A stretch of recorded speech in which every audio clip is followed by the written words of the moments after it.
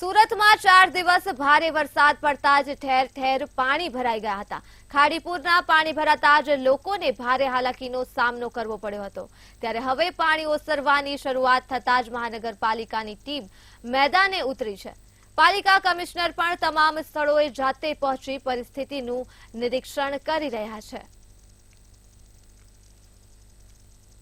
અત્યારે જ્યાં જ્યાં વિસ્તારોમાં સુરત શહેરમાં પાણી ઓસરી રહ્યું છે અથવા તો પાણી ઓછું થઈ રહ્યું છે ત્યાં સૌથી પહેલા પ્રાયોરિટી સાફ સફાઈ, દવા છંટકાવ, ઘરોમાં chlorine tablet distribution, super chlorination આ બધાના ઉપર આપવામાં આવી રહી છે। સાથે સાથે મેડિકલ ટીમ્સ ઘરે ઘરે જઈને સર્વેલન્સ કરે અને કોઈને તાવ હોય કે ફીવર હોય કે કોઈ પણ હોય તો પ્રોએક્ટિવલી જઈને સર્વેલન્સ કરવા માટેની સૂચના આપવામાં આવેલ છે।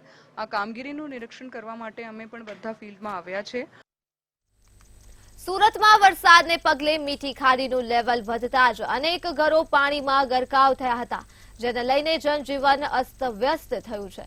કમરૂનગરના શ્રમિક પરિવારનું 2 વર્ષીય બાળક ડૂબતા મોત થયું હતું। બાળકનું મૃતદેહ પોસ્ટમોર્ટમ અર્થે હોસ્પિટલ ખાતે ખસેડવામાં આવ્યું છે, તો બીજી તરફ સુરતમાં ખાડીપુરને 6 દિવસ થયા, પરંતુ ખાડીપુરની પરિસ્થિતિ ઠેરની ઠેર જોવા મળી રહી છે, જેમાં ગીતાનગર, વિધાતા, પર્વત પાટિયાના અનેક વિસ્તારોમાં હજુ પણ પાણી ભરાયેલા છે, તો સોસાયટીમાં ઘૂંટણસમા પાણીમાં ફૂડ પેકેટ અને પીવાના પાણીની વ્યવસ્થા કરાઈ રહી છે।